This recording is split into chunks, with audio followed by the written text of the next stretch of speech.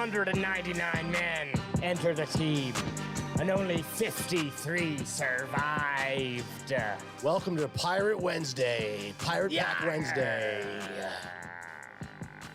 With ya boys, Pirate Pack Wednesday. Now I want a pirate pack.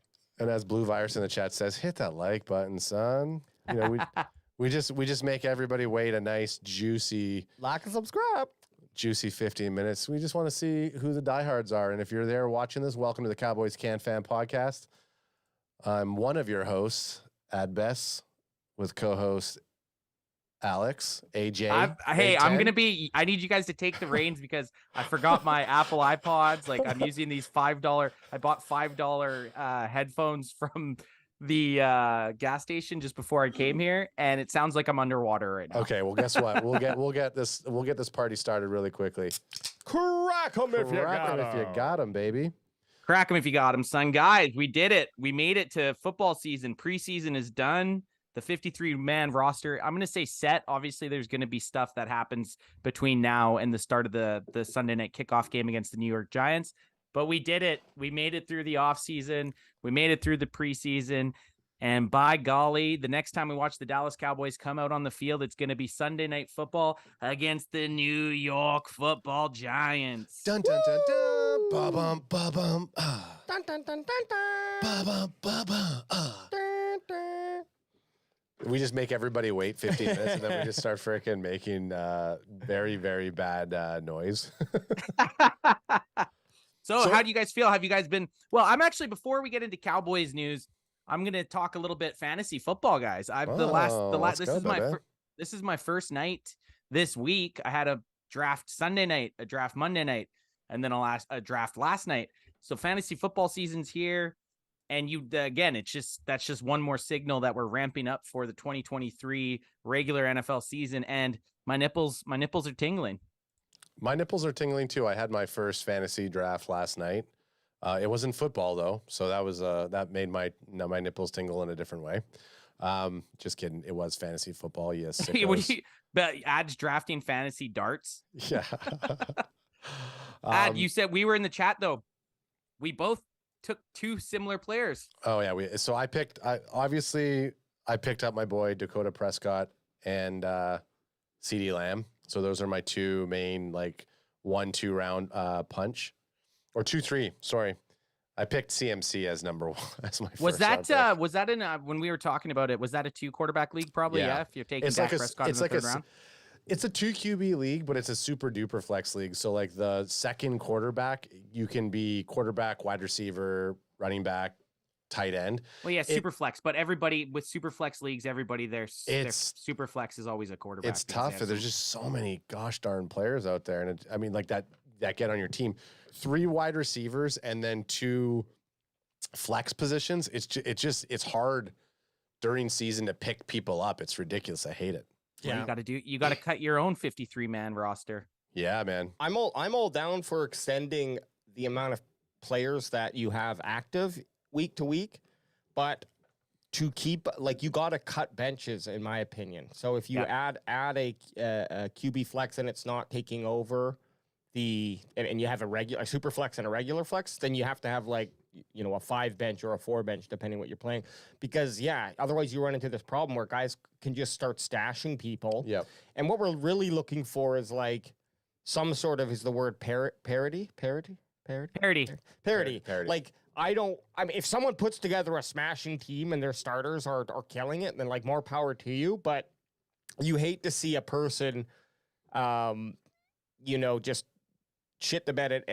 You don't want to play against someone who eventually quits in week 8, and now you've got this player who's given up for the rest of the league. And to avoid that, keeping that allure of, hey, you might get a guy who can perform. He's on the waiver wire, and I think that's good for fantasy football. Yep, I've kind of weaseled all my. I used to be in, I don't know, 5 or 6 years ago. Felt like I was in 8 or 9 leagues. And it was just too much because I would be that guy in a couple leagues that I wasn't doing good. I'd just be like, well, fuck this. I don't got a chance. But now I've kind of got them down to about 4 leagues where everybody is pretty invested no matter what, even if they're losing. Because it's kind of like we've kind of made rules. Well, if you don't follow through, you're not going to be in the league the following year. But AJ, you made a great point. Some of the two of the leagues that I'm in, they're the hardest leagues to win because you have like 3 bench spots or something. So it's like if you get injuries or if you're trying bye weeks, you actually have to take your bye weeks into account because there'll be a time that you almost have to just take a loss because you can't drop any of those bench players because they're too good to drop. Like you'll have 2 of your studs both on a bye week, and now you have to keep them both. 50% of my team is on a bye week 9. Actually, probably more than 50% of my team. And that's so you either plan to take that L or you make some moves. Yeah, it also makes trading more possible, right? Because I wish I liked trading in fantasy football a bit more. And I think in a league where we, like in our one league where it's a keeper league and we've been doing it for like 18 years, like there's a little bit more kind of, when you know people and talk to them, it's a lot easier to get a trade done. What I won't do going into next year, and I'm only down to 3 leagues this year. I know, Anth, as I was correcting one of the cameras, you were talking about how many leagues you're in. 4. Yep. But like, why do I want to be in fantasy? I don't gamble. I just like to have a little bit more investment into some other games. I want to cheer. Like, I can't help it. I'm going to draft people on the team that I'm watching every week because I want to cheer for them when I get it. And I don't like, there might be a better player. This is why I'm also probably pretty bad at fantasy football now, is because if there are better options available, I'll still go with like who I want to be cheering for. But that's a Jerry Jones move. That is a very Jerry Jones move. Last thing I'll say about fantasy football before we get into our Dallas Cowboys is since we've started the podcast, I used to be that guy that at 9:45 a.m. I'm sitting there and I'm watching Red Zone, and then I'm watching the Sunday Nighter every time. Like I'm watching 8 hours or 9 hours of football. But since we've kind of done the podcast, usually we do a little prep work before the live stream, and then after we do the post game. So I've noticed the last few years, like there's guys that emerge in fantasy that I don't even really know about because, well, let's just say I'm invested in the Cowboys. Mm-hmm. Yeah. I mean, sorry, go ahead. Oh, I've gone from 5 teams. I just have 1, and like, you know, 2. Well, if CanFan, I don't know if we can get that going. We're getting a little to the crunch time. And so anyways, let's not waste time on that. But I'm just saying potentially 2, but definitely only our 1 old school league. And don't Bocce's already talking about the only draft that counts is next week's CanFan draft. Okay. Hey, I sent out an email. I didn't get a reply back. So if anyone out there who was in the league last year, obviously I know you guys are in, but just email me and let me know. If not, we could set it up and see who shows up. I mean, send out the bat signal. We should. Yeah, I don't want to kick out anyone, but if it comes down to it, we might just have to do like a brand new 10, draft, like a 10 person. Yeah, yep. I don't know. I could find some emails. All right, guys, 53-man roster. We cut down a couple surprises. I'm going to lead out with who is the biggest surprise for you guys not making the 53-man roster? Oh, wow. I think, honestly, Davis was really surprising for me. And it's not that, it's just because he had the history last year. I don't think that he underperformed. He certainly got outplayed. But I felt some of that was just like, hey, we know what we got. He's not going to be on the field. That was surprising. Honestly, McKeon, too. Yeah. Sorry for taking 2. Hey, two it up. That's a very ad move of you, but 2 it up if you have to. Hey, fuck you, dickhead. I'm learning from the best. Fuck you, dickhead. I would say Houston. I thought Houston, based on his camp and seeing him play, like I thought he was going to make the team. But whose spot's he taken? I know. That's the thing. Like as I said it, guess what? I redact my statement. We'll jump there. The guy you just mentioned, though, at Houston, we do have a problem with the team that he signed to. For me, the guy that I thought they were going to try to stash on the roster didn't even get cut. He got traded. I thought they were going to try. I thought Bossman Fat possibly carved a little niche as like the 2nd or 3rd nickel corner, right? I thought he had done enough in the preseason and some of the practices to warrant a spot, but they shipped him away. Well, yeah, let's get deeper into that. But when we get to the section, because I think the smartest way for us to do this and just allow for like us to kind of stay on track. Otherwise, we're going to be creating a Memento style and for all what year was that? Anyways, Memento style movie or a Quentin Tarantino-esque movie where you're like, where did they start and where do they end? This is such an interesting story, but yeah, this is going to make sense all the way through. So I figure let's just go. Well, I have the Blog and the Boys final depth chart up here, 53-man roster. As of now, final of depth now. chart as of now. As of now. It's also got a couple notes for the cuts that they're bringing back on. I don't know if that's already happened or if they're doing that in a couple days, but it's not the prettiest chart, but we don't need pretty here because you got us and we're pretty dudes. But yeah, starting with quarterback, our final three here, Dak Prescott, no surprise, Cooper Rush, no surprise, and then, I mean, out of left field, the Trey Lance trade that no one but Jerry Jones himself was aware of before it happened. Which we chatted about a little bit, but we didn't really. It happened the day of the third preseason game, didn't it? It happened on or Friday. It was Friday. The day before. The day before. So we didn't have a podcast prior to that. But yeah, we didn't really talk too much about it. What are your guys' thoughts about the Trey Lance thing? Go ahead. There is some talk on there. I mean, obviously that happens. You're always wondering what's going on. To me, I think it's an interesting move, and it's a good move because I think Jerry gets to say, look, I just traded a third overall pick for a fourth rounder. So there's a win. Brings in a guy who potentially just needed another setting and needed some a new scenery. Maybe he does come out there and ball out. So I think Jerry just wins in that. And then he also can put a little pressure, whether it comes via media and just social media, the Cowboys Nation. But basically he gets to put this kind of proxy pressure on Prescott, which is not real because I don't really think there is a chance, but it also just says, hey, if this guy balls out, he'll be playing football here. And also it leads to a trade value in the future if he performs in any sort of game this year and then has a good preseason next year. Are you able to trade him for a third round or second round pick? And now you moved up because he's certainly not the future of the Cowboys. I would say that, but I don't hate the move. Yeah, I mean, I think anytime we are putting together a quarterback room that's not just relying on one quarterback for us. You need at least one guy with goofy hair. Yes. Yeah. And I mean, there's that funny meme that's going around where did Jerry Jones think that it was Patrick Mahomes and he just wasn't wearing his glasses? Yeah. Like I thought that was pretty funny. But I mean, look, the QB whisperer Kyle Shanahan wasn't able to develop Trey Lance.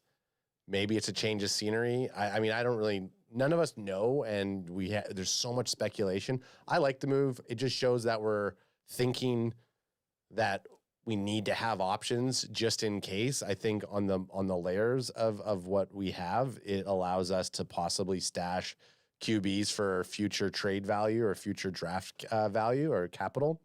Capital, depending on what shakes down this season. If Dak has a great season, nothing. If Dak has not a great season and we pit her out before the divisional, then possibly the Trey Lance thing becomes a little bit more real. I don't think he's not there to be a backup quarterback. I think they brought him in to either help develop him and then trade him off or help develop him to take over the team in 2025. So this is the only reason San Francisco traded Trey Lance and not Sam Darnold. They had an issue, right? They had a starting quarterback in Brock Purdy that they hope can be successful. Mm-hmm. Then they had these two dudes, Sam Darnold and Trey Lance, where they're like, holy shit, we have kind of a quarterback issue, right? Like we don't need two quality guys that people could be cheering for to take over for our starter. The only reason Sam Darnold didn't get traded instead of Trey Lance, and I don't think it's because Sam Darnold outplayed him in preseason. I think it's because Trey Lance had higher trade value than Sam Darnold. Absolutely. The only reason they traded Trey Lance instead of Sam Darnold is because people were willing to trade for Trey Lance. They weren't willing to trade for Sam Darnold. Yeah. Had nothing to do with Sam Darnold's play because everyone's like, oh, well, he couldn't even beat out Sam Darnold in the preseason. No, it has nothing to do with that. San Francisco knew that with Sam Darnold, they have a good enough backup quarterback. Why do you need a third backup quarterback? Why not trade one of them and get a fourth round pick and better your team next year? And I think Trey Lance was that guy. So does it pan out for Dallas? It definitely panned out for San Fran. They wanted to cut ties with him. They ate their losses. They cut ties with them. And now it's to be seen if Dallas ends up getting anything more than a substantial backup, because I don't think he's in town to compete with Dak Prescott at all. Not this season. I really don't. Not no, this I season. don't think even ever. I don't think he will compete with Dak Prescott. And I think his competition's against Cooper Rush in the next, I'm talking like 3 years. I don't think he's taking over for Dak in next year or the year after. I bet you next year they extend Dak. You think so? Oh, they should. I mean, obviously, like you said, it depends how the season goes, but I'm all in on Dak this year, man. I really am. Well, yeah. I mean, I said it on the 8 o'clock spot last night. I'm still a Dak fan. I might have a post last year's loss. I had some choice words for Dakota, but I still wore. Yeah, we were wasted though. I still wore my Prescott jersey to the preseason game. I'll wear my Prescott jersey to the opening season, and any live game we go to, I'll most likely be wearing my Prescott because he's our quarterback. I'm very optimistic. I want to support. I want to cheer. But you're a Dak rider. That's what you are. Yeah, I big Dak rider up in here. But I mean, to have a position like if you have the fundamentals and the mechanics, like a guy like Trey Lance, he did go number 1. There was something good about number him. 3. Sorry, number 3 in the first round. Yes. Yeah. So he went 3rd overall. And he's still young. So getting him behind someone like Dak Prescott, a veteran, Cooper Rush, a veteran, to learn and to grow. Would it be bad if we see him take snaps 3 years from now, 2 years from now? We still don't know what's going to happen in the next two seasons. We still don't know what's going to happen. He's got season. So Lance has got 2 years left on his contract. So if you're going to get him in 3 years, right. You're making the decision. You're making a decision by next season. Yeah, you're making a decision by next season, I guess. Yeah. Okay. Yeah, actually, here's a question that came to mind because I think it's all up in the air, but we're all kind of agreeing that like there's no heavy competition here with that move. In fact, Rush is more of a competition at this point, I would say. That being said, would you rather have same trade but get Trey Lance in that 3rd spot, or who's the other guy? Fuck, I forgot his name. I don't know. Do you mean Darnold? drafting or trading? Trading. Sorry, Sam Darnold. Yeah. Oh, I'd rather Trey Lance because Trey Lance is that unknown. He's played, a handful of games in the NFL. Sam Darnold, you know what you're getting. So at least with Trey Lance, we still don't really know. Last year, he was suited to be the San Francisco 49ers starter. He got hurt. The year before, same thing. He got hurt. So he's had his developmental issues. I got a little tidbit, though. He is teammates with a guy. He was college teammates with a fan favorite of the room of ours. Who? You know who? Trey Lance? Yeah, he was a college teammate with one of the guys. Like Hunter offense, Lepke. Oh, okay. Really? Yeah, they were teammates a couple of years ago. I like that. At North Dakota State, I think. I think that's where they were. Something like that. Hey, Green. Sorry, go ahead. Finish your. No, Ants was going to say I cut him off. We all cut each other off. We all But cut when each- Ants it's a triple Hey, cut I'll off. never. If someone cuts me off, I'll just let it happen. I'll let So- it you roll. so Never, Botji- I don't even know what I was saying. I'm just going to hit some roll with it. some chat comments here for you We guys love you, before we Hunter. move on to the next thing. So Botchy Eric says everyone making a big deal about Trey because they got nothing else to talk about. He is no threat to Dak. Proof. Facts. If you Right now, anyways, we'll say right now for sure. Yeah. Definitely. And he also says if you were drunk when you said it, it doesn't count. Bandwagon, Good. That I like that. That's words to live by. Bandwagon Baba says I think with Dak calling plays last game, they were checking him out for offensive coach. Yeah, let's get it. And then Jeremy Nello, I like this take. I think they will try and flip Lance value and hopefully get a 1st or 2nd round pick for Lance. That's what AJ was kind of thinking. Grab him and stash him, develop him. If you can show major progress and you have it, it's not a bad thing. And then more Botchy just Botchy just wants some airtime, and we should definitely get Botchy on here. Oh as a yeah. guest one time. Definitely. Why have we never? That makes zero sense. Now that I'm thinking about it, why has Botg never been? Yeah, that makes. If we end up doing the live fantasy draft, Botg's sitting in on the draft. I feel like we'll have to. And so he has one comment. He goes, "They got Trey for the same reason you buy something at Costco. You don't need only because it's 90% off." I mean, and he's not wrong. Yeah, You're and you let it sit until it spoils if you have to. But yep, exactly. Yeah. But it was such a good deal. And the thing is, the stuff that the guy was drafted for 3rd overall, that stuff hasn't changed. Like all the reasons he got drafted 3rd overall, none of that's changed, right? He just hasn't had a chance to really play. Exactly. Here's his and you guys can jump in and correct me if I'm wrong, and that includes Chad. But here's kind of his trajectory. He had the one season with San Fran where he was the starting quarterback. The next season, out for an injury. Then Purdy stepped up and took over. So he didn't really lose his spot because of poor play.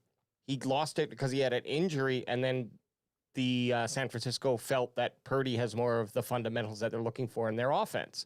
Yeah. But he's not so far removed from their original idea of what he could be. And then, the injury happened and we've seen that happen before. It's about, is he going to bounce back, and is he going to find a place? I mean, Dallas is if you're going to sit out the rest of your rookie contract in hopes of getting somewhere, I think Dallas is a great place. It's a great team. You got lots of potential that if you get on the field for a couple downs, everyone's going to see it. So you can make the most of your time in Dallas. And I mean, the guy's probably going to end up on another team after the Cowboys anyways. But this is kind of a win-win-win all around, except for, I guess, Will Grier, but he had a fucking excellent week. Yeah, I think he got picked up. 3. So Will Grier picked up by Cincinnati's practice squad. So he's still kicking about, which is sweet. So going into the next thing, so quarterbacks, right? Or sorry, Ed, you got one last thing? Yeah, well, I was going to say, and I forgot. Oh, could that have also been a big reason why Jura picked up a quarterback, because of how bad that Seattle game was for our backups? Probably. Could that have weighed in on it? I think Jerry was just looking at the fucking value, but I think if it would have made more sense to go with the guy who has the smaller, higher The smaller wiener. No, that the more average between his ceiling and his floor, because that Trey Lance has a massive ceiling, but we know that his floor could be fucking terrible, right? You're looking for a guy more like a Cooper Rush, who's okay. He's going to come in here and play this consistency that we know. The last thing. Is it? It isn't. Don't say it if it's not. But one of the things that we didn't really talk about here, how I want to know from your guys' side, how do you feel about Jerry not mentioning anything to Mike McCarthy? Doesn't need to. Good question. And not mentioning anything to your quarterback? Doesn't need to. You see how Jerry runs the ship. He doesn't need Dak to ask Dak Prescott about shit. He doesn't, realistically. What are you going to say? Hey, do you care if I trade for third overall pick? I think maybe the Mike McCarthy thing is a little bit more interesting, but the Dak Prescott thing, he doesn't need to say shit to Dak, to be honest. Dak's a player. I would have talked to my coach. I would have even just asked my coach what he thought. Yeah. Who knows? Maybe he did. This is all like what we're hearing. I don't think has Mike come out and said, "Oh hey, yeah, I didn't." Yep. Mike came out, said he said he's not. That's how Jerry and Steven roll. I coach the team. They make the decisions. Yeah. Came out and said that, and Jerry came out and said, yeah, they didn't know anything. The reason it started was Jerry Jones. There's video of him saying that he didn't tell anyone. Okay. And he doesn't need to, because it's his team. The only thing is, a 4th round pick, you can still get some decent players. But if Jerry's thinking that this guy possibly could be the next great thing, I mean, then pull the trigger, get him, and let the cards lie. Okay, right? sorry. So so this is last thing. Okay, but Boys in the Zone just kind of mentioning something, and I felt like I phrased it wrong to you guys. Okay. So Boys in the Zone, EJ Savage, our boy, he goes, EJ, another guy we got to get on soon. Yep. You don't need to ask Dak before the trade, but apparently he didn't even hear it until after the media broke it. Okay, So, that's a little bit shitty then. Yeah. And then just a couple last Depends. Was it an Adam Schefter where he gets it before Jerry even knows? or Ian Rappaport? Yeah. Jerry makes the trade and they're already tweeting, or sorry, Xing it. They're already Xing it. If you watch the pick is in on the Roku doc about the draft this past there's a bunch about Ian Rappaport, and you could see him as the camera's on him, and then as things are happening, deals are going, he's like,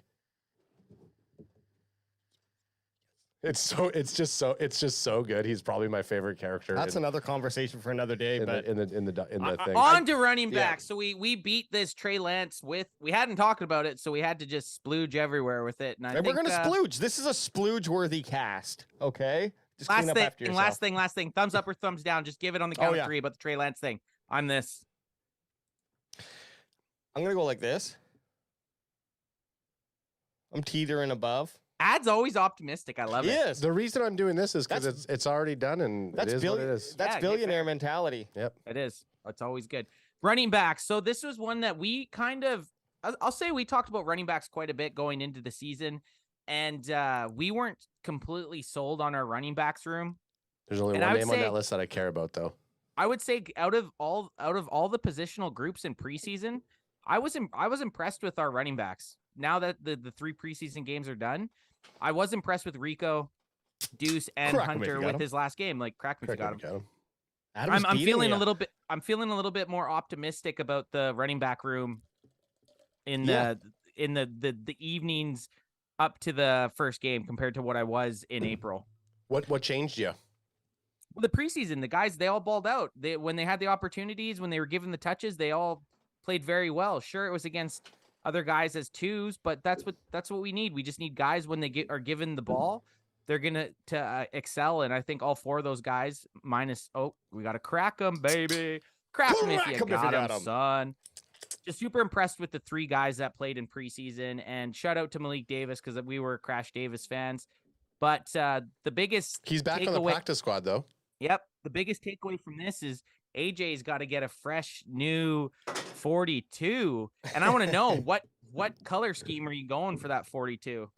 Well, that's the thing is I've kind of been having I think I have my offense no, I have one of each offense. I don't know. I have a blue TP20.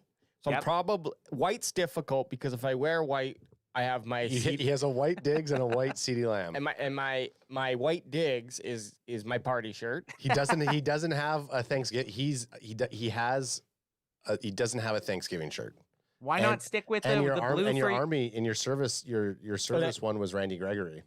why And I not have that stick Randy to the Gregory. blue? The blue for your running backs. You got TP20 blue, Deuce Vaughn another blue. Your RBs are your blues. Blue is safer. It is. Absolutely. You know what? Decision to be made because I'm also getting a Dono dub. Got it. Ooh, okay. So Got to do it. I don't know. Maybe I'll throw that out to chat and they can tell me what they. Ben Pia What they says think you I have should to get it in Deuce's size too.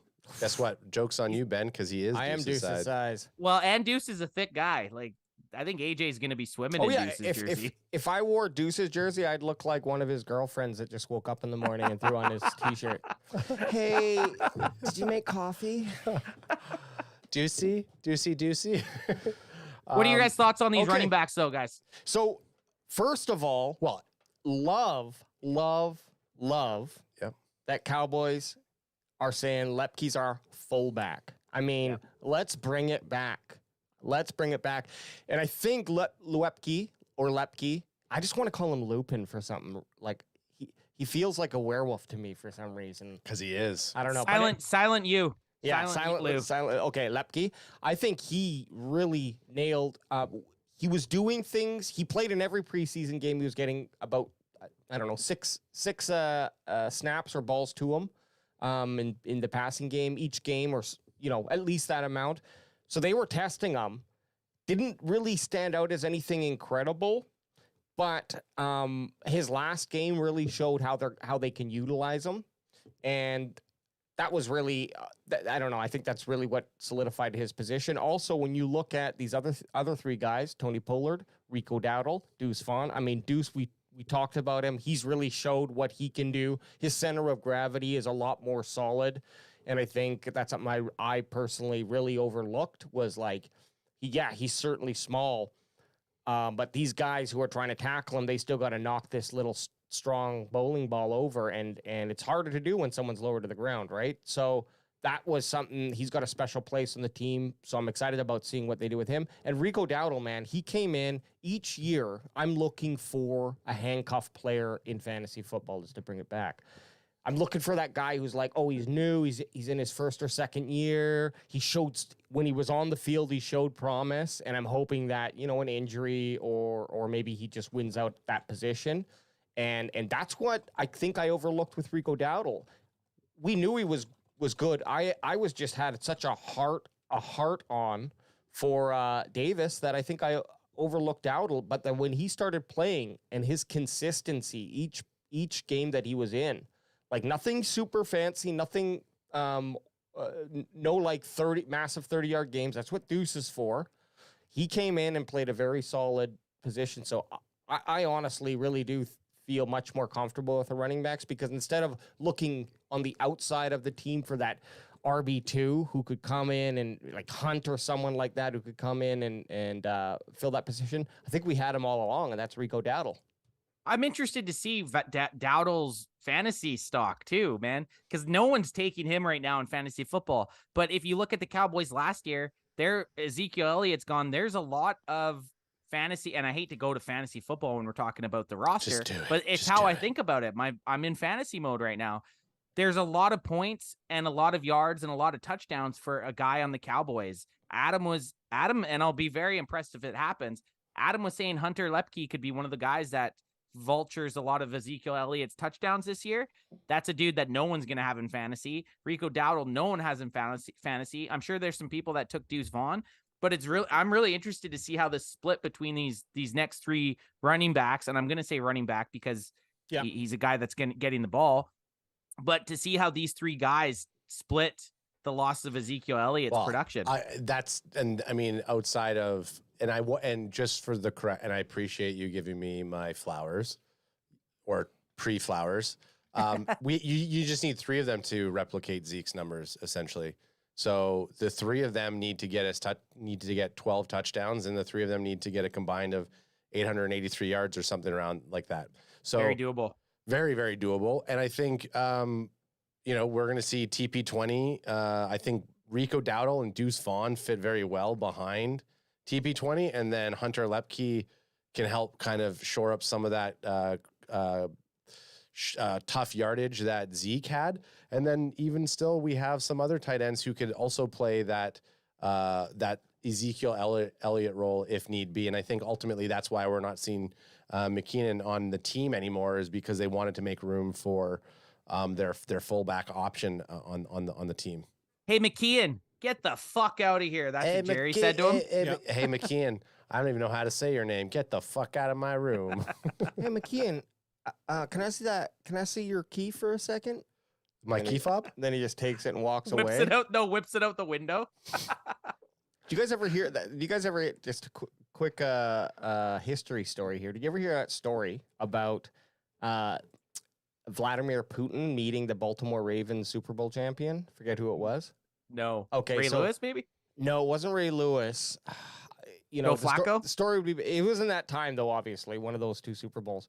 But he went and I don't know if he was in Russia or just at a place where there was like, presidential people, politicians. And anyways, he went and talked to Vladimir Putin. Vladimir Putin asked him to see his ring. So he took it off, gave it to Putin. Putin took it, put it on. Might be adding that part, but he took it. And then he just walked away. And the guy's like, hey, I want my ring. And the bodyguard comes up and goes, what ring? I have heard. I think it was a coach. I think it was a coach. Was it a coach? Okay, yeah. Yeah, because I've heard that story. He put the Super Bowl ring on, or he looked at it and just walked away with it. But I think you can get, I think that person can reorder a ring and you have to pay for it. But that's still fucking awesome. If anyone's gonna steal your ring, at least have it be someone that if you try to take it from them, they're gonna. What are you gonna do at that point? Exactly. You accept your loss. I remember when I was 14 at a party, these older kids came up to me and one of them took my hat, and he's like, "This is my hat now," and I was like, "Okay, well, I guess it's your hat now." Luckily, he said he was just joking and gave it back to me, but I was like, "Well." Me too. So do you mean that was my hat that he probably took? Probably, yeah. I used to steal all your shit. I had hand-me-downs from you. Yeah. One thing that we were discussing was the departure of McKeon. I think Lepke had a big part in that because he can block.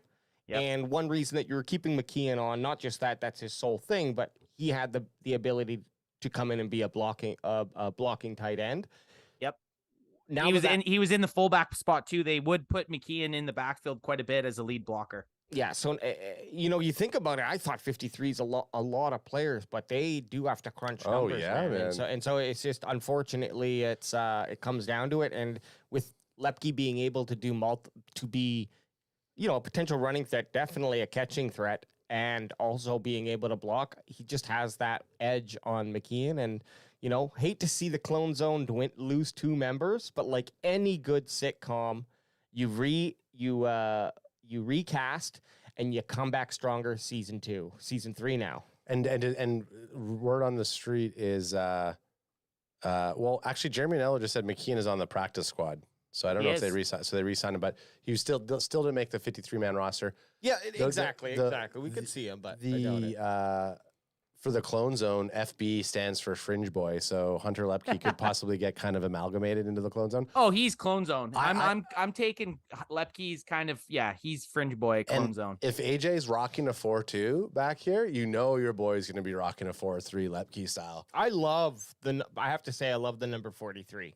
Yeah, it's great. No one has it. No, it seems like it's such a 1950s football number. Well, when we used to do, hey, C43, see? Yeah. When we used to make when I don't know why Kilo's yelling no, maybe because McKeon's on the practice squad. Sex bots are taking over? Possibly. No, not at all, but he's giving us a Darth Vader. No. The clone zone's breaking up, probably. That's what possibly. Yeah. Kilo's not stoked about. But when we used to make Madden creative players, and Anthony and I would make like him and myself, and then our older brother, Age was our fullback at number 45. He was always blocking for me because I was number 38, the running back. Hey, man, little lore for you guys, you know? I'm excited to see how they use Deuce and Hunter. Those are 2 skilled backs, multi-purpose running backs, and it's just going to be exciting. So jersey break. So Alex has to buy a Deuce Vaughn, and then he said he's buying a Dono Dub. So I'm doing a Lepke. Who are you? And then I also have another one I'm going to have to buy. Who are you buying, Anth? You were going to buy an agent 0. I was going full Overshown, and now I'm probably going to wait till next year because I have a feeling he's coming out next year with 0 on. Yeah. I feel like that's just going to happen. So I'm going to wait. I'm going to hold off to get Overshown. I'm thinking maybe a Tyler Smith jersey, to be honest. You were talking about last year. Tyler Smith or possibly even a Zach Martin. I want to get myself an O-line jersey because if you ever see a guy walking around in an O-line jersey, you're like, this guy's a fuck. This guy's a fan. Yeah, you know they fuck.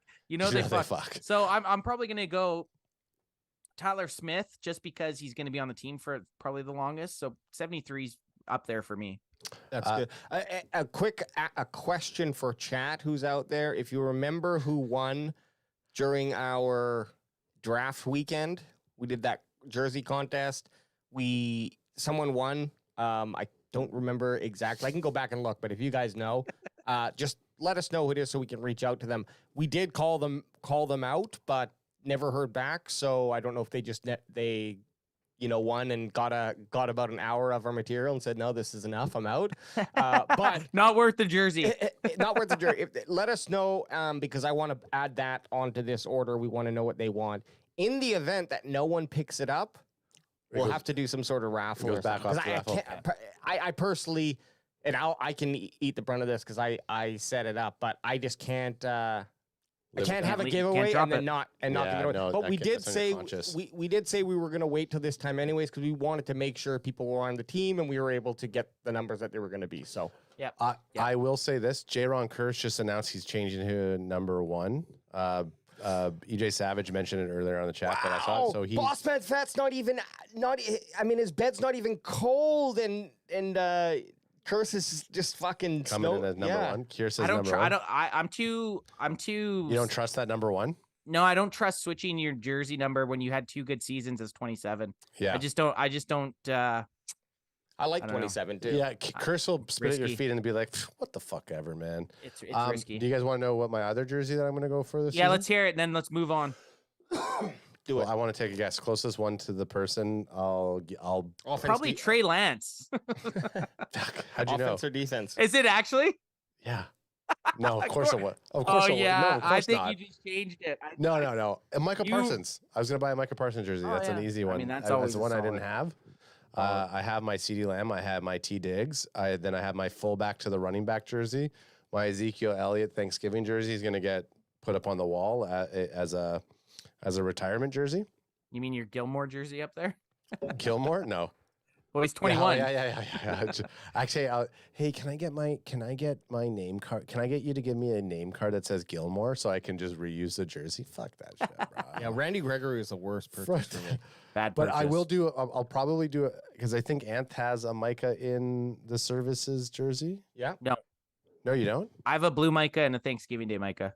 Who's your service salute to services jersey? Diggs, baby. Oh, right. Okay, yeah, there it is. Yeah, I'm going to do my Micah in the services one, I think. Okay, sweet. So we got our jerseys sorted out. Next up, we have wide receivers who they kept 6, which we kind of we've been saying this for the last bit, at least since we went down in training camp.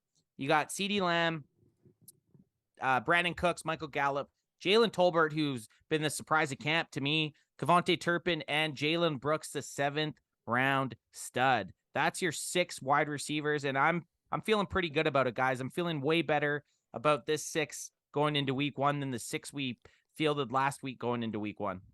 Yeah, I mean, if you just cut it off at Lamb, Cooks, and Gallup and have any of those other 3 receivers that were playing for the Cowboys in the preseason, I'd be thinking that we've upgraded this position already.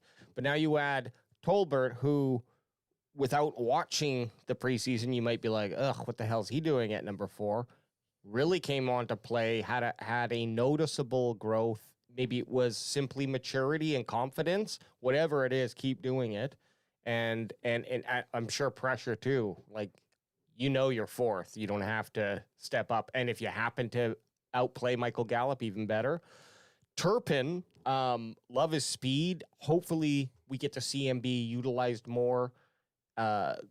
He is in that 5th position. And then Brooks, he played well enough. He was on our radar and in a lot of other people's radar too. So I'm pretty happy with this wide receiver group. I think who was is it Durden?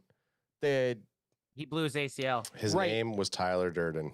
I know it was, but he excuse me, he might have he might have had a chance of beating out team. Brooks. You think so? Well, yeah, I think that he was playing pretty damn well.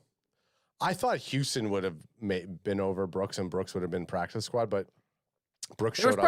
There was probably 5 guys fighting for that 6th spot, honestly. Yeah. There was a bunch of good guys, some undrafted guys, a couple guys that we had drafted a few years ago. One of the main ones, Simi Fioco, he gone, man. Yeah, Simi Fioco did not make the team. But like, look at how quickly Houston was picked up from a different team. Simi Fioco hasn't been picked up yet. The Giants. Now that we're in wide receivers, we can talk about it. And this is the thing. There's a couple guys that we'll talk about. And since we're on wide receivers, we're going to lead out with it. Dennis Houston, asked to stay on the practice squad by the Dallas Cowboys, opted to go play for division rival, the New York Giants. And I don't blame the guy. I don't. I mean, having that revenge, having that chip on your shoulder, it's just an extra driving point. Okay, you guys don't want me. You wanted me on this practice squad twice. I'm going to go try to make this team. And then if I make it, you got to deal with me twice a season for the next 10 years. So I don't fault the guy for going to division rival because I'm vindictive enough that I would probably do the same thing. Absolutely. I mean, he doesn't owe. I mean, you look at it, there's not a place for him on the roster. And he feels like he has a place to be playing in the NFL. So if he's able to get picked up by the it's still practice squad though. He's still on the practice squad for the Giants. Yep. This is the thing.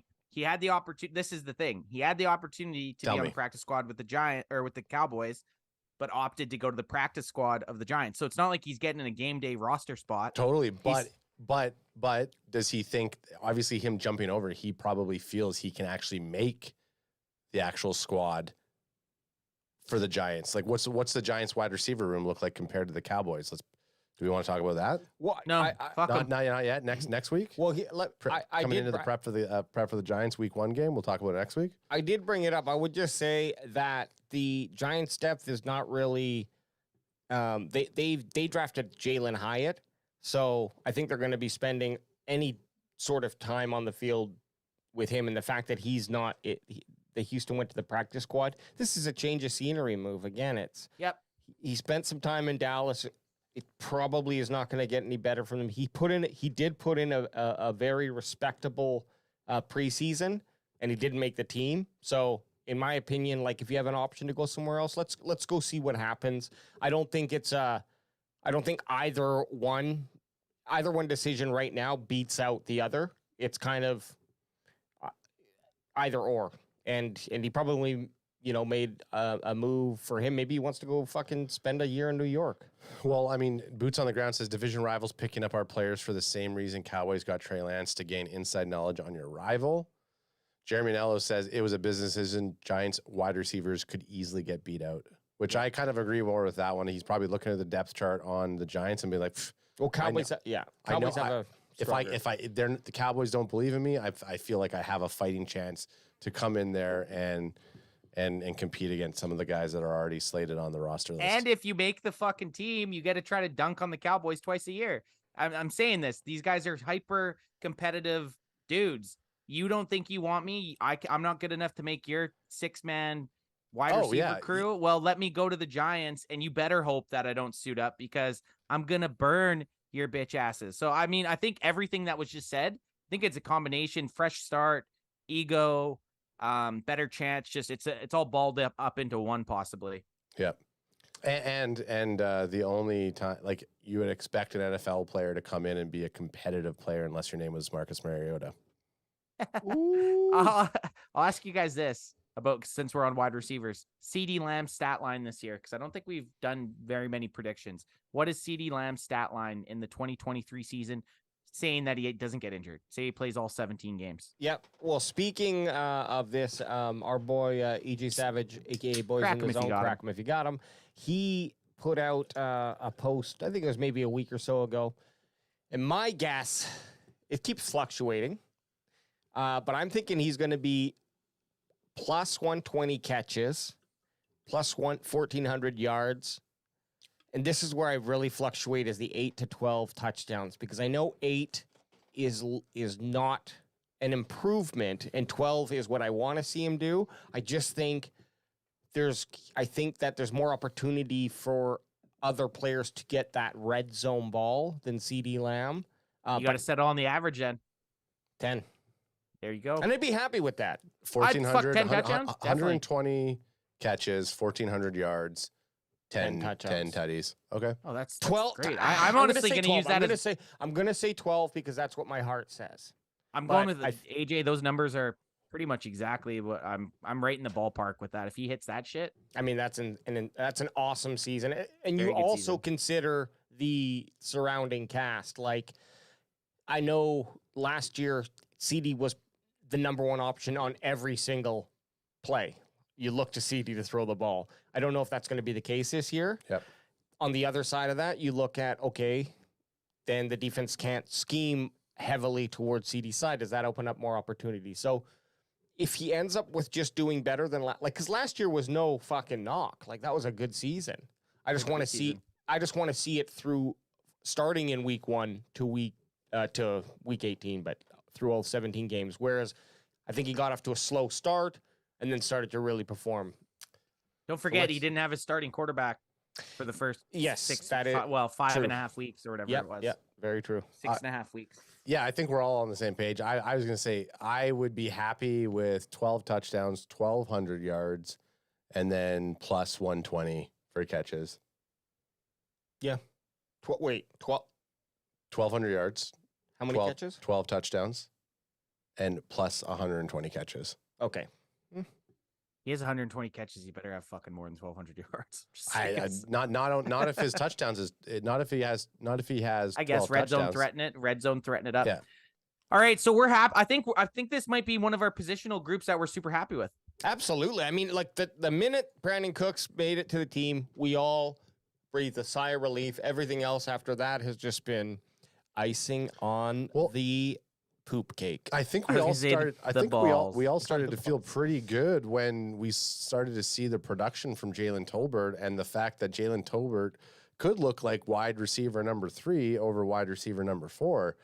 That I also think was like a big turning point for us, feeling good about the wide receiver room. Yeah. Yep. That's going to be interesting. Gallup and Tolbert. Yeah, it's going to be good. It's going to be good. Next up, I'm assuming we got tight ends. Ooh, now this, I mean, Fergalicious. Very good. Yeah, Jake Ferguson, Peyton Henderson. That was something. Luke Schoonmaker. And you know what? These were the three I had in mind since the get-go. Yep. I don't know that they're listed in order, and I don't know that we really have an order. And I don't, again, the tight end position, I don't really look at it as I want individual stats. I want them to perform as a group and kind of do better than what the tight end group did last year, including Schultz, right? So if they do that, we have an improvement. And from what I saw, especially week 3 where, Schoonmaker got that big, tough touchdown where, might I point out, we had the entire, roster, the Schoonmaker roster come out and like that post. Got a little comment from the Schoonmaker himself. I just Set sail, boys. set sail. I think that made me believe in him even more. So. Yeah, the fact that we're We're basically best friends with him now. the fact that Boots called him over at camp and he came in and we were basically touching Scooney, and then his entire Scoon clan came and commented on one of our reels makes me a massive Schoonmaker fan. Oh, absolutely. But the biggest surprise of this, a couple weeks ago, we were talking about possibly rolling 5 tight ends. Then you have the injury with JSJ, and then McKeon released. Am I worried about it? No, because we got Lepke. I think these are the 3 good dudes. I think it's kind of all. I think they're all 1A, 1B, 1C, and that's not. None of these are in the order of that. I think they're all good enough to start, and I think they're all good enough to take over games. I think it's going to be one of those things that if you have any of these guys, again, I'm going back to fantasy football. If you have any of these guys on your fantasy football squad, it might be frustrating because one week they might have 20 points and another week they might have 2. Yeah. Because I think it's going to be go with the hot hand, and at sometimes you might have all 3 of them on. At sometimes you might have a guy that it does blocks a little better, catches a little better, or is just the better athlete. So it's going to be based on their skills and their traits, but I'm excited to see the tight ends, the mini clone zone. Jeremy Nello says John Steven was probably taking Hendershot's spot if he didn't get hurt. What do you think about that? I think maybe he would have been. I think there was a few injuries in the preseason that obviously saved some guys' roster. But look, that's how fucking razor thin some of these decisions are.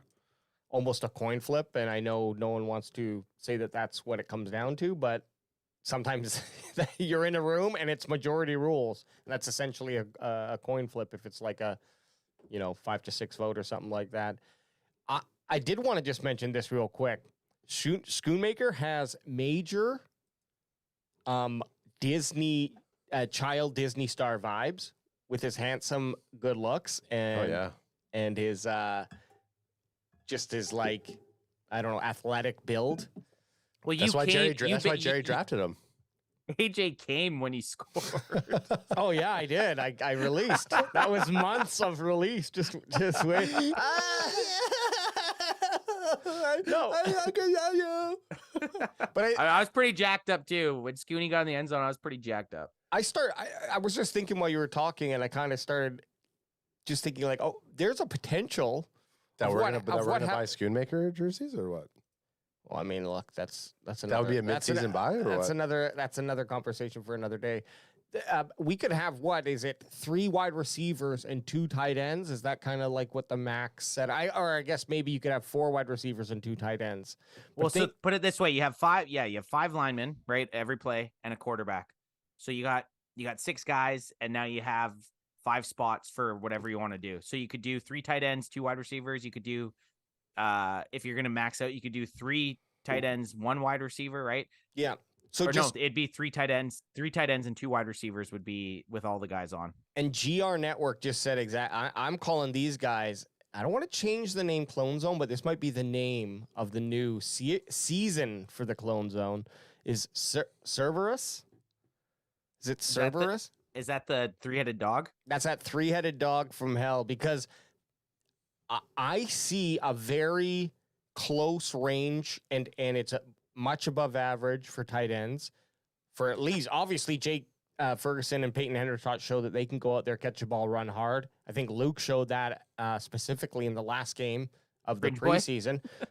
So think about this. Like, we got three guys who can catch a ball. Like, they are catching threats. All three of them are legitimate catching threats. If you throw the ball to them, they you don't have to worry about them having soft hands and not being able, or maybe it's hard hands in this case, but they'll be able to receive the ball and get a first down. So it really gives a lot of options for how you place them out on the field and who can catch a ball. And it's you can open up the field for Dak and have someone going to be there. If we need 7 yards, I'm pretty confident we're going to be able to get that. If Ferguson, Hendershot, and Schoonmaker are the three-headed hell dogs, does that make Lepke the balls of the dog? Because he's in the backfield there and he can kind of come in and be a... Either the balls or the butthole. I gotta get renowned on my whatever Greek mythology or whatever that is, but there is probably a name for the balls Lepke in there. Okay, Yeah, good. I like it. so The three-headed dog's butthole. don't keep my boy out. And when we were talking the jersey talk, like, yeah, Scooney, because of the amount of like can-fan love he showed, definitely puts a possible third option there. I'm looking to spend $1 billion on jerseys. $1 billion, eh? Billion bucks. baby. Let's do it. No, just one. Well, actually, it depends on what the exchange rate is for Canadian dollars. But I'm looking to spend 100 Canadian dollars on jerseys. And so, if 3 jerseys from where we get them. I was gonna say where you get your. Hey, someone's getting his jerseys from China. We get them from a place where you can buy them online. That's all I'm saying. You definitely ain't getting them on NFLshop.com. No, because he made his jersey. I made my own jersey. He's gonna come with a fucking Deuce Vaughn jersey, and the letters are gonna be all sized differently. Just spray paint. Yeah. Just spray paint. Kays, what do we got up next? Tight ends to offensive line? Question That's mark? right.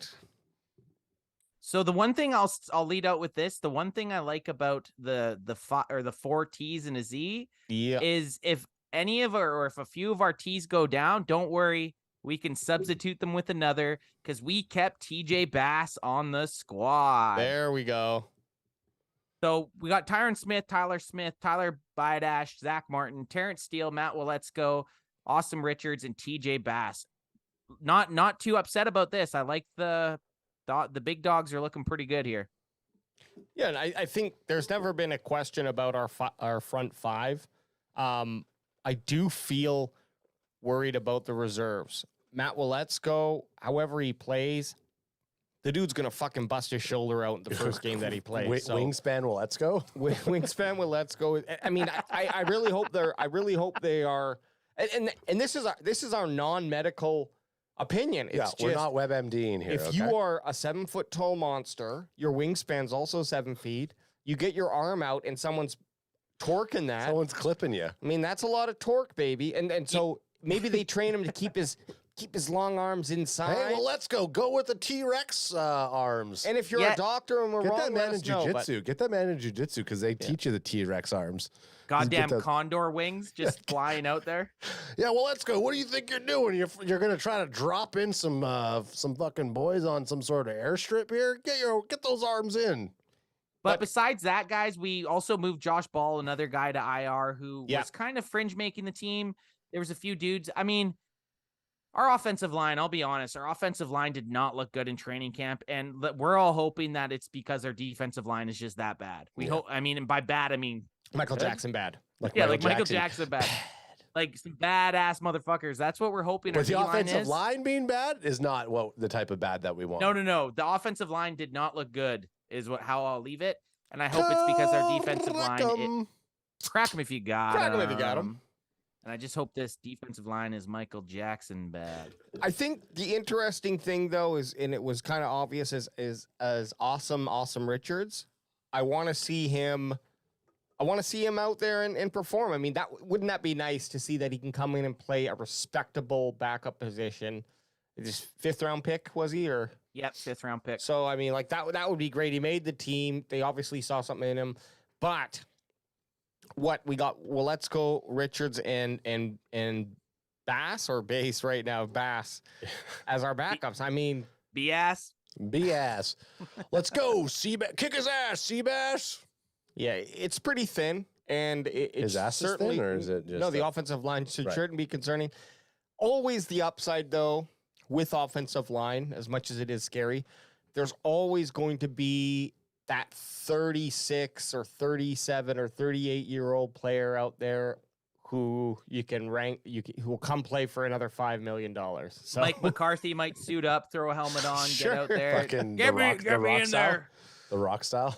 you know, we saw that with Peters last year.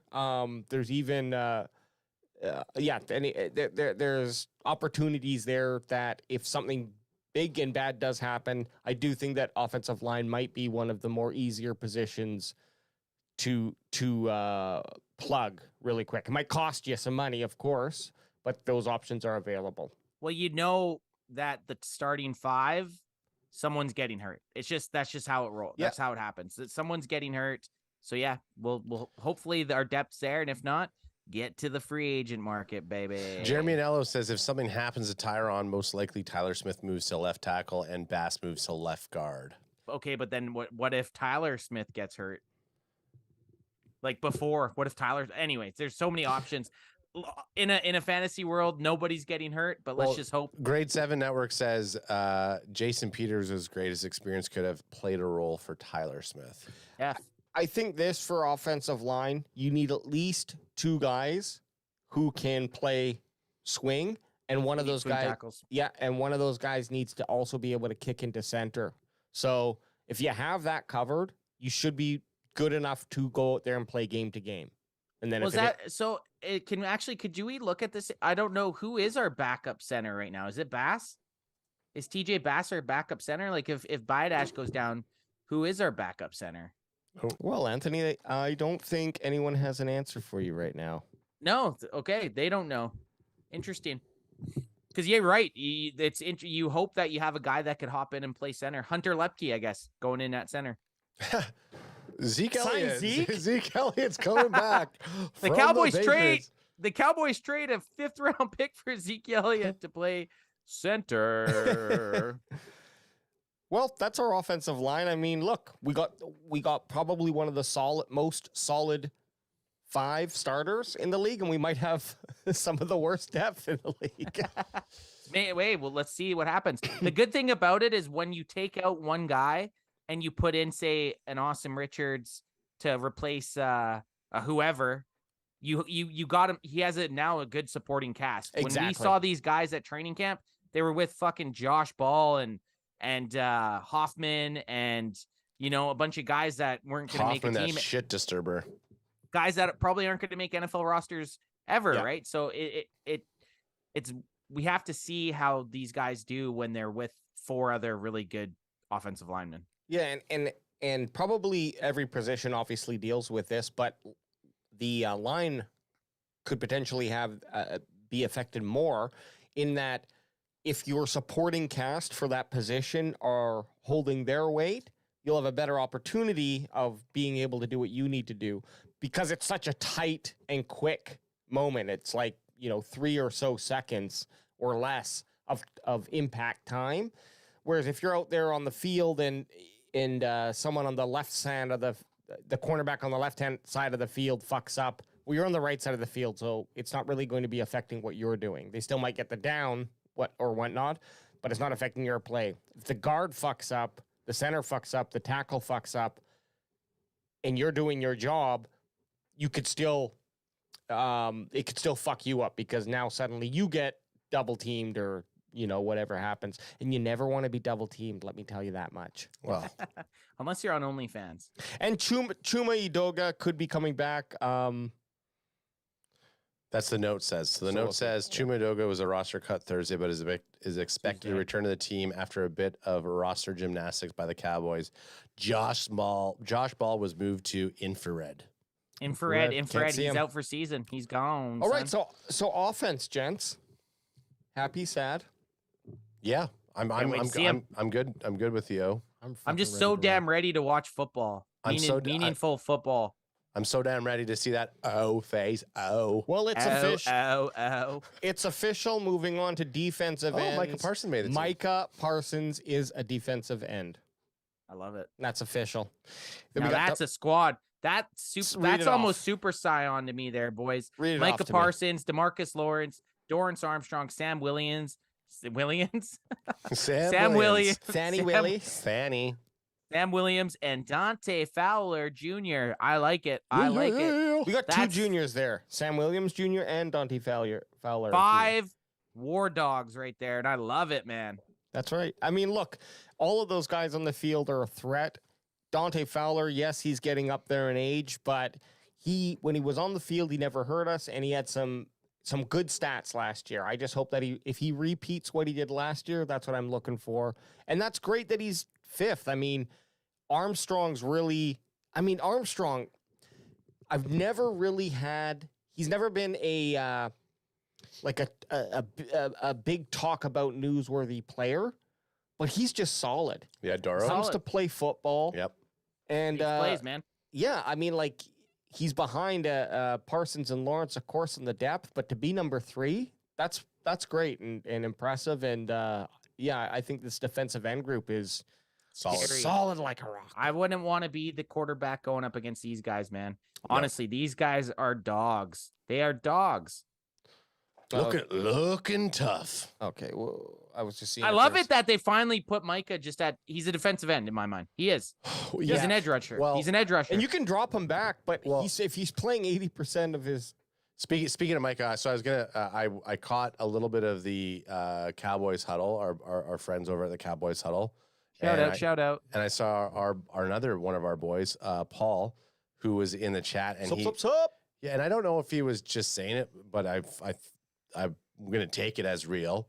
He said he was talking with Dan Quinn, and Dan Quinn mentioned that when they were talking about the linebacker situation, reminding that Micah Parsons is going to be pulled in for linebacker duties when needed, shifting him around between defensive end and linebacker to kind of help hold that hole, which is why when we're going to see the linebacker chart, you get rid of these people or this person gets injured, who's there to cover them?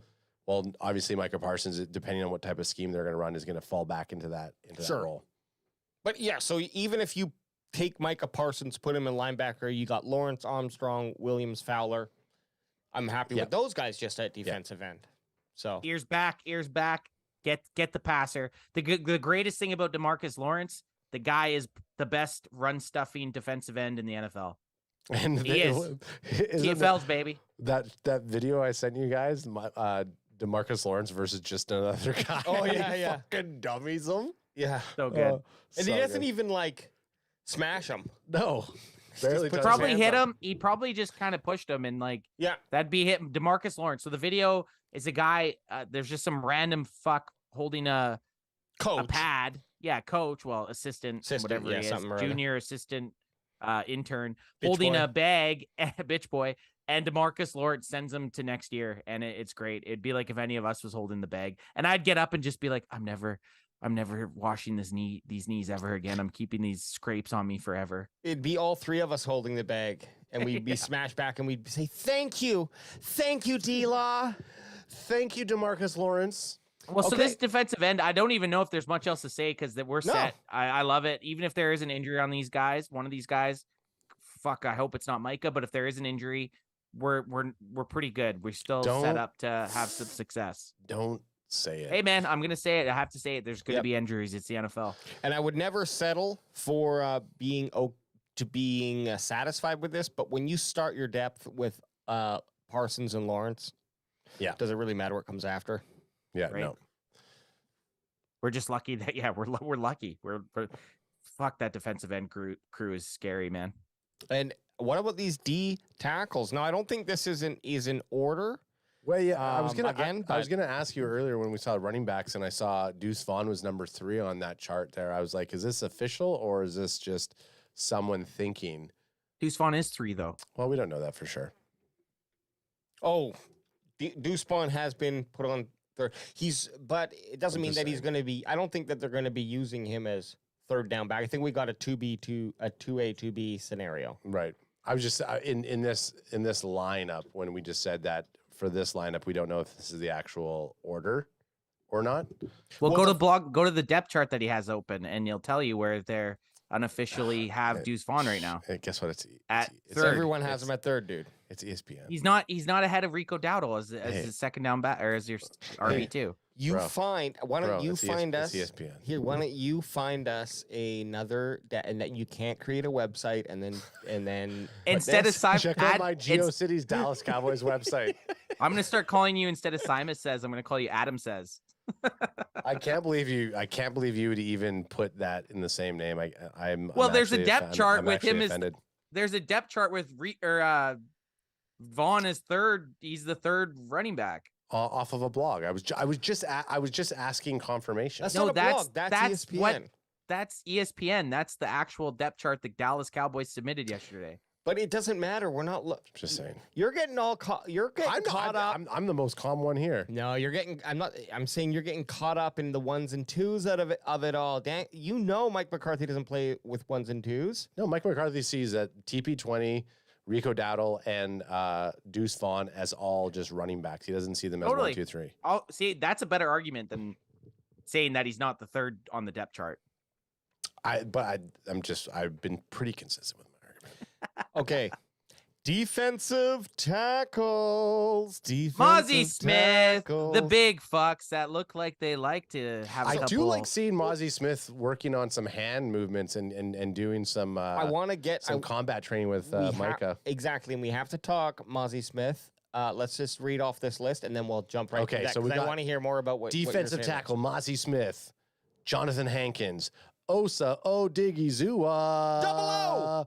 Junior Fiocco, Chauncey Goldston, and our boy Neville Gallimore. Which Canadian boy. I was so glad because originally, he was left off. I didn't see his name, and I was like, oh shit, Gallimore didn't make it. He made But it. there he is. He had a good camp, man. Yeah. Good Yeah, camp. when he was hammering those fucking in those drills when we were down there, it's like, okay, Gallimore. I felt like, okay, Gallimore has to make. Was the it team. Gallimore or Golston that we were saying was moving super fast? Gallimore. Yeah, Gallimore. that he is. He is very fast. If he can just put together whatever it is that he's missing to make him that next level, I mean, fuck, he's someone who could be scary out there for a defensive tackle. I will give us props for being able to pronounce Osa's name finally. All of us. Odigizua. Osa Yeah, baby. Odigizua. I Double still O's love good Double too, O. though. Double O still. I like Double O also. But It's safe. Adam, you were talking about Mozzie Smith and him working with Micah Parsons. So Micah Parsons offseason was doing a lot of like combat training or boxing just to work on his hands. And you now see Mozzie Smith Just to get ready for his UFC career? yeah, punch it. No, he was just he flat out said, "Hey, I'm trying to do other things to shore up on my weaknesses, and being good with your hands in a boxing setting.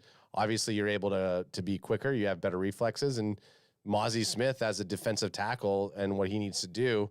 Getting in there and being good with your arm movements is a big component of being on the line. So seeing him work out with Micah, just you obviously having a guy like Micah bring somebody like Mozzie Smith under his wing not only can help bring the mentality of that player up, but I also think, okay, great, here, you're working on these things. You're trying to shore up on something that's absolutely important in a defensive tackle position, even though I've never played defensive tackle in my life. I'm just assuming that hand movement is very important. Do you for that think role. UFC fighters or boxers work on defensive tackle Oh drills?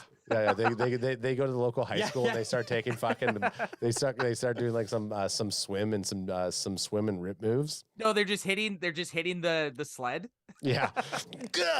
Actually, MMA that could work. I mean, tackling, like if you're not and we're gonna cross sports here a bit, but if you're not a predominant wrestler, I'm sure there is football drills, defensive drills that would help you as a fighter. The drills that they do to help increase speed and muscle reaction And power. So what I like about this boxing is it's more of, obviously you're not punching and there's a lot of that hand combat, so that's one thing, but it's also about training the brain to be faster with its connection to your muscles, right? One thing I think that I noticed with Mozzie and the boxing could help in two ways, and I'll explain that in a second, I think. But he's a little slower off the gun than everyone else when the ball gets hot. He's noticeably just a step off when he goes. So either A, this can help with his reaction so that he starts getting off quicker and makes that impact with the O-line. So he's getting off right on their chest. Hey, grow up, Ant. Or fucking AJ just, I feel like fucking AJ grow just up. always throws them up, and I try not to laugh, but it's funny. I just, fucking grow up. Hey, look, I love it. And, you know. Yeah, we know you love it, but fucking grow up. The other thing that it could do is it could also just, if he isn't going to get his load off quicker. If he's not going to get off. He's not going to get off quicker. Then it could help with his hands so that when he does make contact, it won't matter that he's slower to make that impact. He's going to be able to swim around or move the player where he wants to move them. So either way, I think that's something great to see. Whether or not it actually works out, I mean, look, you got to do something more than once to get the effect. You do an hour of boxing training, and you're going to get gas. So the fact that you're helping a different level of cardio, and then you're working on different twitch muscles. So either you're reacting to the body and the way that it's positioning, and then having the quick movement in your hands. I think it all translates to that role. I think that's initially why Micah Parsons, him playing more of a defensive end role and having to rip and swim by guys, he just wants to have that extra edge. And if it just gives you 10%, if it allows you to be 10% better, you're going to do it. Like, why wouldn't you do it? It's a great workout, and it's going to improve you by 10%. It's a no-brainer. Okay, let's roll through this list. Jonathan Hankins, big boy. Glad we brought him back. Then we have Osa. Is that Osa? We got the mini screen, so I'm trying to read it here. 1 sec. Yeah, Osa Odigizua, who's I think our best defensive tackle. I honestly think Osa or Double O is our best defensive tackle. Junior Fioka, a 4th-round pick. Stoked to see the Polynesian, and I'm stoked to see him about to just create absolute havoc out there. Chauncey Golston, we don't know much about him. Haven't seen much of him. He's kind of just floated around a bit. He's always there, so you know the Dan Quinn and the coaches love him. And then Neville Gallimore, Canadian boy. So again, our defensive line, the middle was our weak point last year. I'm looking at this and I'm like, okay, I think we shored it up. I think we shored this thing up. Jonathan Hankins, Mozzie Smith, and Osa, your top 3. They're going to be able to do some things. Before moving on from DT, what makes Double O stand out for you from these guys? He's the best pass rushing defensive tackle we have. He'll get sacks, but he can also stop the run.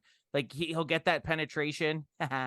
He'll get up there in the middle, and he'll have a chance to actually take down the quarterback. Where I find Jonathan Hankins, he's not out there to ever get to the quarterback. He isn't. Sure. Mozzie Smith in college was never a guy that got to the quarterback much. Could he be that guy? Possibly. But as of right now, Osa's that guy that you'll have him out there as your defensive tackle on 3rd and long. You're not going to take him out. You're like, okay, he's still powerful enough and quick enough to still get up there in the middle and get to the quarterback. So now I think he's our best. Yeah, threat. But if you look at someone like Jonathan Hankins and Mozzie Smith, I mean, Jonathan Hankins isn't the answer to our run stoppage as Mozzie Smith is supposed to be. But then you have someone like you said, like Osa Odigizua, who can do a bit of both. And that's why he's the best. He's the most versatile. And then you have Junior Fiocco and Chauncey Golston, who can hopefully kind of be that middle ground person. And well, I think Fiocco could be that guy too. He could be that middle. You're right. Because you do need to have someone who can be decent at both. And then you have studs who can do better on either end. So yeah, I'm excited about it. I'm excited about our D line this year. I'm excited about our defense. I'm more excited for our defense than our offense, to be honest. Yeah. Ooh. Yeah. Well, and you know what? We're going to the LBs, baby. I got really excited about our defense not strictly, I shouldn't say, but I got even more excited about our defense from all the sounds of the sidelines last season. I'm like, oh man, it would be amazing to be a defensive player on this team. Just how jacked up they are, and going out there with someone like Dan, knowing that you're going out there to like help prove something to DQ because of all of his accolades that he's done on a defensive level. I think that also kind of propels all these players to want to step up and like be the guy. Anyways, linebackers, fuck you guys.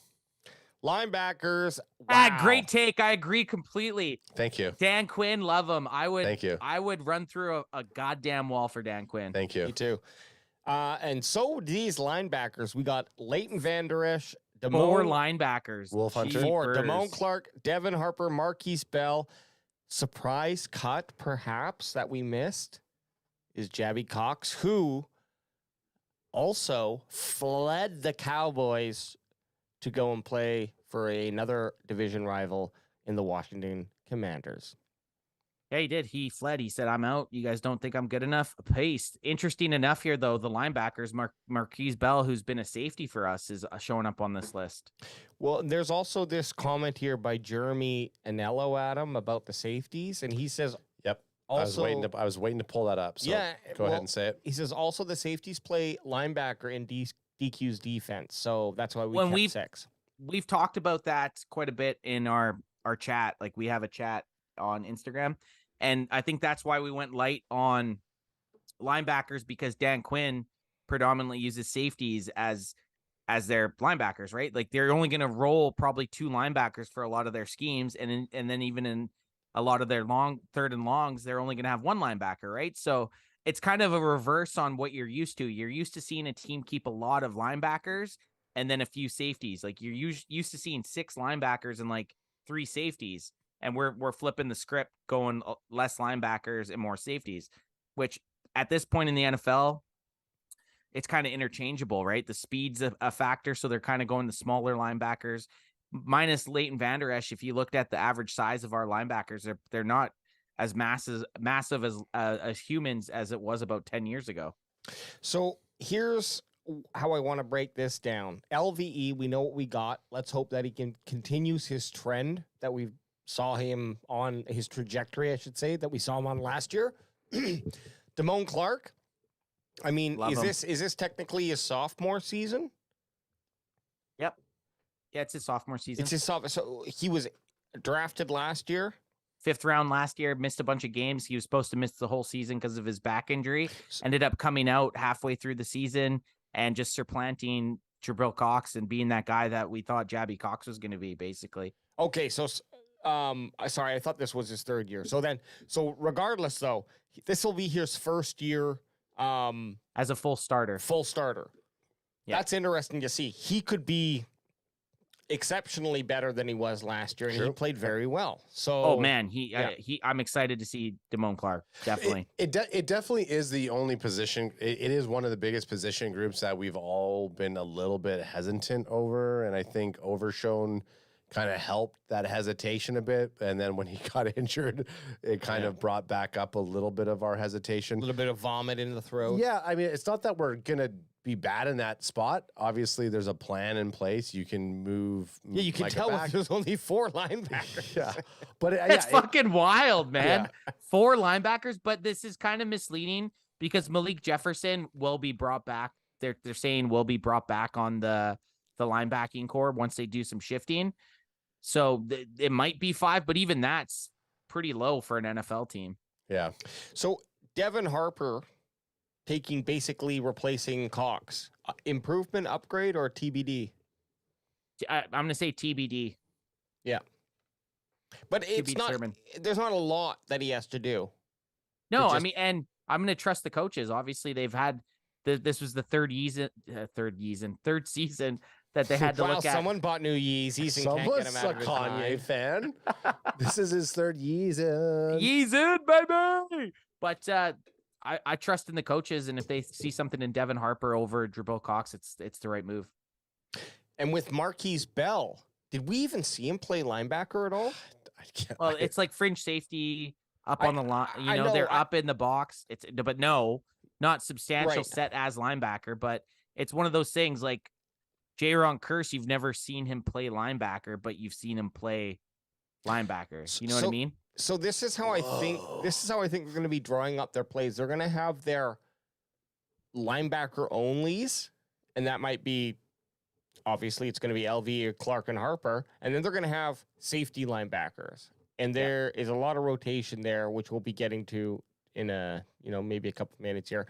But I think in 1 hour, I think Marquise Bell is just put there as a position. He might fall back and play safety too at times if necessary. But because he's someone who is noticeable when he's on the field. Well, this is the thing. I don't know if there's a limit, but when you're drafting a team in Madden, it's like you get the little brackets and it's like, okay, you get 5 linebackers and 4 safeties or whatever it is, right? Maybe they just couldn't actually put that many safeties on their 53-man roster. So they just said, okay, he's a linebacker, right? Yeah, no, totally. And if that's how you're going to play him, if that's how you're going to scheme, then who cares if you're put on a linebacker or a safety? Like the position is a close safety or whatever they would call that when it's just a hybrid. It's a hybrid spot. Yeah, when they're playing more of a linebacker position. Yep. Cool. Interesting though. Four. I would have never guessed 4 linebackers. No. Very, very interesting. From 3 weeks ago, 4 linebackers. Crazy. Cornerback. So on the list, we got our boy number 7, Trevon Diggs. Then Stefan, I'm stealing your number, Zeke, 21, Gilmore. Ooh, sorry. We got Duron Not So Bland. Jordan Lewis, who's been activated from the pup list. Here's a good one. Here's a good one. Oh, God. Here's a good one. AJ, can you do the honors? Sure, I'll try it. And the newest pickup, Noah Igbinoghene. That's I not think bad, that actually. was pretty good. I think that was pretty good. Igbinoghene. We got Eric Scott-Free Jr. and Nashawn Wright. Okay. I mean, and this is I like it. I like our cornerbacks, man. So, but Bland though, and you feel so if Bland would be that 3 position your nickel in the cornerbacks, right? So Jordan Lewis, where's he? Oh, nickel. He'll be Nick. Yeah, so he'll be. So if they're playing like a dime package, you'll have Trevon Diggs, Stephon Gilmore, Deron Bland, and Jordan Lewis. Those will be your 4 cornerbacks out there. Because when you're in a dime position, you have 2 nickel cornerbacks. So you'll have Jordan Lewis and Deron Bland in your slots, like kind of in the middle, and then you have Trevon Diggs and Stephon Gilmore on the outside. So Deron Bland and Jordan Lewis essentially play the same position. Right, and then Noah or N.I. I don't know much about Noah, but Eric Scott Jr. He's a CB. Noah Igbinoghene. Well, yeah, he's a CB, but Eric Scott Jr. and Nashawn Wright, those guys are backing up Trevon Diggs and Stephon Gilmore, where I bet you Noah is backing up Jordan Lewis and Deron Bland. Oh, you think? That would be my guess. Okay, I was thinking Noah was coming on as the CB, and they were just going to run Bland and Lewis in that nickel. Well, the only reason I don't, but I'm still learning. And I'm not sure. I haven't looked at Noah too much. I'm just thinking that he's a backup for Deron Bland and Jordan Lewis because if Deron Bland or Jordan Lewis go down, I see. Eric Scott and Nashawn Wright, they're outside cornerbacks, right? Okay. So, and I don't know. Chat might know, but that's kind of how I'm looking at it right now. I think his breakdowns, he's had like 1 interception, 29 tackles in 35 games. So it has to be someone that, let's say, DQ has looked at and said, okay, he slots well into our defense. I can use him like this. I can't see that trade happening without being like. You didn't hear Jerry say, I picked up Noah. I made the trade without consulting with the team. A trade like that, you're going to consult with your defensive coordinator, I feel. Yeah. So you hope that Dan Quinn knows what he has, and he's like, yeah, he's... But both teams felt that they had to hit the limit with their player. It was an even trade. Bossman Fat was a year later in the late second round, I believe. Yep. And Noah was late first round or early second. Anyways, they were like a pick apart and a year apart. Yeah, Noah was the first round. Bossman Fat was second round. And possibly he's been picked up by Miami strictly just to be that special teams player because, Bossman Fat showed up a little bit more on special teams than he did in his position. So possibly they're going to utilize him in that special teams role. They traded roster spots. That's it. Yeah, and actually, Jeremy Nello is saying I think Noah is also a special teams player. So yeah, he is. So Noah's a special team player and a nickel. He is in the nickel. AJ, can you say it again because you nailed it the first time? Igbinoghene. competed for the starting spot opposite Xavier Howard in nickel situations, but didn't distinguish himself from veteran Eli Apple, who was added after Jalen Ramsey suffered a knee injury that will likely sideline him until December. So that's why the Dolphins basically were like, okay, we don't got nothing with him. And he was cheaper than what, so Bossman Fat's cheaper for the Dolphins than what Noah was going to be. Okay. And Cowboys have the cap to spend that extra million or whatever it is. I think it's kind of a close. wash as a trade, to be honest. To me, it's like, hey, we have this guy. He's not working out here. But he's got these fundamentals. Oh, we have this guy. He's not working out here. We have these fundamentals. You just want to spit swap? Yeah, let's spit Open in your my mouth. Spit in my mouth. So, But all we can hope for. The spit swap doesn't make sense because the second person who has to spit in the other person's mouth is It's basically actually just spitting their spitting spit. back like regurgitated spit. Hey, but I'd rather be the first spitter than the second spitter. Yeah. You'd have to basically Would it be like a each blood spit- brother spit? No. You'd have to each spit in a cup Yeah, and then drink the other I'll spit. spit in this cup, you spit in that cup, and then we drink each other's spit. Okay, That's that the only makes- way Can you we could just actually make the be trade spit instead? swappers. I don't want to do Cornerbacks. it. I don't want to do it. Cornerbacks looking good. Like it. I'm going to Okay. give them a solid rating. And then the safeties, baby. So safeties, we got Dono Dub. I rated them cyan, baby. I did, and I'm still backing. I'm still sticking to that. Super Saiyan. We got Dono Dub, Jaron Kearse, Malik Hooker, Israel Mukamu, and Joanne Thomas. or Juanye Thomas. Or Joanne. Juanye. One way. One way. One way Thomas. But anyways, look, we know what we got in that three-headed Cerberus monster. What? Well, I guess we got two Cerberuses, but Dono Dub, Curse Hooker, we know what we got there.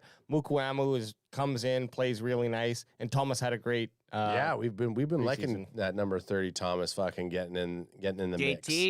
JT's been laying the boom. Absolutely had a great camp. He played a lot in the preseason, was always floating around the ball. I feel pretty comfortable if he had to step in for any of the starting three.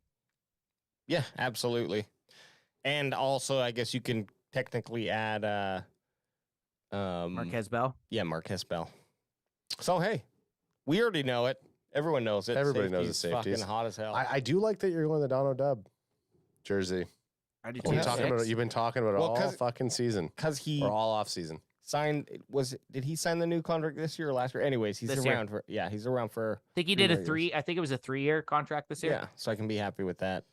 Jeremy Nello says this is the most moves I've seen Jerry make in a long time. I'm hoping we make a big trade before the trade deadline. Could be one piece away from really, really shaking it up. Definitely. And then our specialist here, we got obviously Brandon Aubrey, The Brian BAs. Anger, the BA crew. Hey, if you're gonna be on this kicking squad, you need to start with a B and end with an A. Woo-hoo! And with Anger, we got no questions. We know what he can do. He's a Yep. deadly punter, One of the best in the league. best in the league. And it's gonna to have a punter like him really can change the momentum of a game and put you in a better position to win those close games. So I'm happy Definitely. about that. Brandon Aubrey, lots of question marks, but Yeah, I feel more nervous about Aubrey than I was with Money Mayer. Another season, another season, another Right. time Can fans going into the season with question marks at kicker. Praying that we're not gonna have those issues. that's what it is. And then there's some notes here just with Trent Seage's coming back probably and CJ Goodwin. So whatever. Oh yeah, there's gonna be some stuff. There's gonna be some moves. This isn't the final 53-man roster. There's gonna be some shakers. There's gonna be some movers. But hey, man, we did it. I'm gonna go back to it. We made it through the offseason. Can fan season 3. We are jacked the F up. We're like week and a half away from Cowboys football, Sunday Night Football against the Giants. We will be back. Are we doing Sunday? I don't think we are. It's my birthday Sunday. Not Sunday's this your Sunday. birthday. We're gonna give you it off. Okay, so Look, just like the players, they got this weekend off before a big fucking season starts. It's like we got a lot going on every single week from now until February. So yeah, we'll take So Season 3, baby. So last Sunday we're taking off until we have a Sunday service for the next 6 months. can't wait. We will be back next Wednesday for the main event. The bandwagon boys over there holding the fort down. Hopefully I can try to make it in studio. It's, as you can tell, the sun's going down. I know. It's just getting darker and it's getting darker and darker over here. All right, for the bandwagon boys over holding down the fort and me here in, it looks like a closet. We out, and we will be back Wednesday. Anth, are you safe? Are you safe? Peace.